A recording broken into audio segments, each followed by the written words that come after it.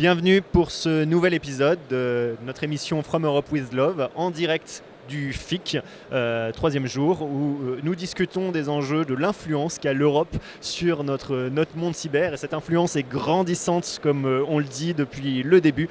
Mon invité est Jérôme Billois du cabinet Wavestone.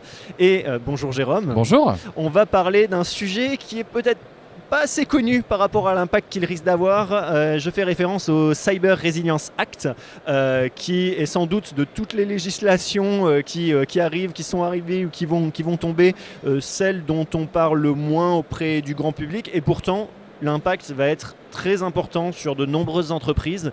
Est-ce que vous pouvez nous en dire plus ? Qu'est-ce que c'est que ce Cyber Resilience Act ?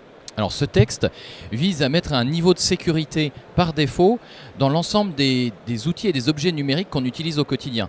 C'est pour ça qu'il va avoir un impact extrêmement fort, beaucoup plus fort que d'autres réglementations européennes.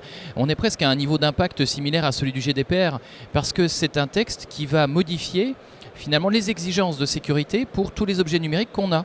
Et donc les objets numériques, on en a tous. C'est nos téléphones, c'est les bornes Wi-Fi à la maison, c'est même les jouets des enfants, c'est ce qu'on va avoir dans nos véhicules, c'est ce qu'on va avoir dans les trains, les avions, dans les matériels divers et variés qu'on utilise au travail.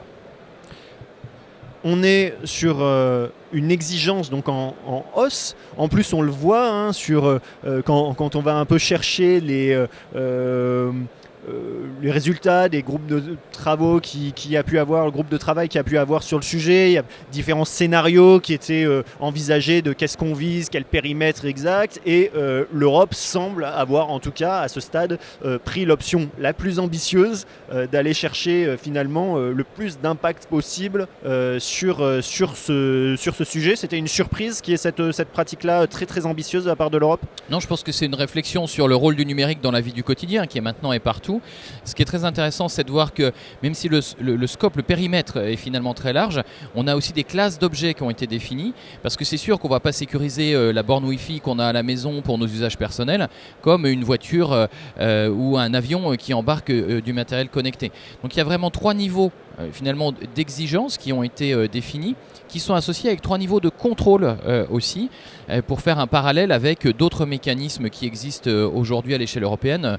Vous le savez tous, tout ce qu'on achète a le fameux logo CE, typiquement, qui garantit déjà un niveau de sûreté pour nos usages. Si on achète une peluche marquée CE, on sait qu'elle ne va pas s'enflammer facilement, qu'on ne va pas pouvoir arracher les yeux facilement si on est un enfant. C'est la même chose finalement pour les objets du grand public qui va être mis en place. Quel va être l'impact réel du point de vue d'une entreprise ? Qu'est-ce que ça va impliquer pour elle si ce Cyber Resilience Act entre en application ? Quel niveau de réaction ? Et est-ce qu'elles sont prêtes aujourd'hui, dans votre perception, à accepter ce changement ? Alors, il y a vraiment deux angles différents. Parce que finalement, l'impact du CRA va aussi être extrêmement positif pour les entreprises, parce que ce qu'elles vont acheter va déjà être sécurisé. Et on le voit bien aujourd'hui, le problème, c'est que la plupart des systèmes numériques qu'on achète ne sont pas à un bon niveau de sécurité.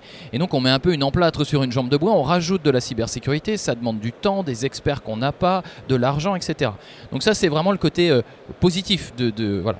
Après, il y a un côté, par contre, où effectivement, les structures qui créent des produits, des logiciels, des systèmes numériques, elles vont devoir se mettre en conformité et vont devoir intégrer la sécurité dans les phases de conception de ces objets et dans les phases aussi de maintenance et sur la vie de l'objet.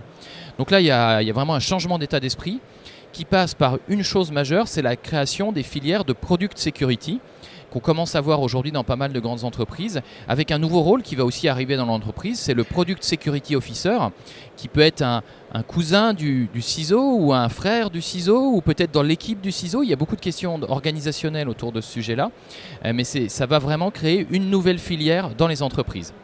Donc, et dans votre perception, quand vous parlez à ces acteurs, ils sont à jour, suffisamment prêts, mobilisés pour anticiper ce CRA ? Alors il y a une énorme hétérogénéité.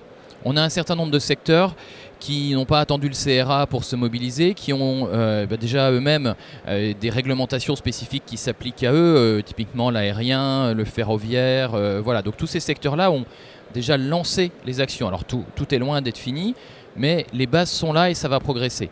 Puis il y a beaucoup d'autres acteurs pour qui ça va être vraiment un grand saut dans l'inconnu, parce que finalement la sécurité dans les produits qu'ils fabriquaient ou qui vendaient n'était pas intégrée par défaut. Et donc là, il va y avoir un vrai changement de dimension à opérer de leur côté. De quel timing on parle pour ce Cyber Resilience Act? À quelle vitesse ces entreprises donc, qui découvrent le sujet vont devoir s'adapter et se mettre en potentielle conformité? Alors on a encore plusieurs mois clairement avant de voir aboutir le texte. Il va falloir qu'il passe encore plusieurs étapes et qu'on ait tous les détails de l'implémentation. Mais par contre, c'est maintenant qu'il faut justement structurer la filière organisationnelle dans son entreprise. Il faut qu'il y ait quelqu'un qui soit en charge aujourd'hui d'évaluer les impacts du texte, parce qu'on a déjà beaucoup d'informations, en tout cas suffisamment pour pouvoir évaluer ce qu'il va falloir faire dans l'entreprise. Et ça, c'est quelque chose, il ne va pas falloir attendre le dernier moment, parce qu'à partir du moment où vous allez nommer quelqu'un, il va déjà falloir qu'il fasse l'inventaire de ce qui se passe chez lui, puis ensuite qu'il identifie l'écart finalement avec le niveau de conformité et qu'il mène la transformation. Et ça, clairement, dans une très grande entreprise, on parle de cycles de 1 an, 2 ans, voire 3 ans pour arriver au niveau qui va être exigé. Merci Jérôme pour ces explications et cette vulgarisation d'un texte compliqué. En tout cas, voilà, c'est le message. Si vous n'avez pas entendu parler du Cyber Resilience Act jusqu'à présent, renseignez-vous. Ça arrive quand même assez vite et ça vient de l'Europe. Alors avec beaucoup de bonnes intentions, mais avec beaucoup aussi de conséquences concrètes pour le business de l'entreprise et les choix organisationnels qu'elle va devoir faire. Merci beaucoup Jérôme pour ces explications et à très vite pour explorer ce sujet ou d'autres encore. Avec plaisir.